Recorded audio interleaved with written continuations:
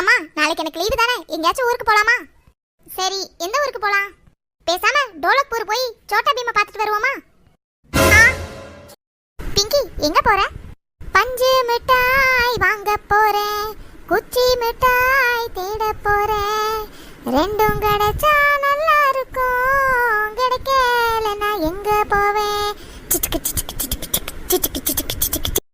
Chicken biryani செய்ய சொன்னா குரு குரு குருன்னு பாப்பாங்க, மட்டன் பிரியாணி செய்ய சொன்னா குறுக்கா மரக்கா நடப்பாங்க, மட்டனோ சிக்கனோ மஷ்ரூமோ முட்டை பிரியாணி ஒன்று தானுங்க, தட்டு நிறையா போட சொல்லி திங்க துடிக்கும் என்னோட மனசு. ஓ சொல்றீங்களா மம்மி, ஓஹோ சொல்றீங்களா மம்மி. ஆனாலும் அந்த பலூன் விற்கிற தாத்தா ரொம்ப ஓவரா பண்றாரு. எல்லா பசங்களுக்கும் பலூன் கொடுக்குறாரு, எனக்கு மட்டும் கொடுக்க மாட்டேங்கிறாரு.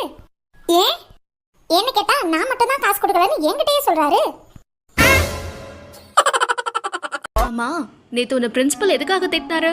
ஓ அதுவா, பிரின்சிபல் நாயை காணும் விளம்பரம் கொடுறான்னு சொன்னாரு. நான் பிரின்சிபல் நாயை காணும் விளம்பரம் கொடுத்துட்டேன். இது தமிழ் வகுப்பு, எல்லாரும் தமிழ்ல தான் பேசணும்.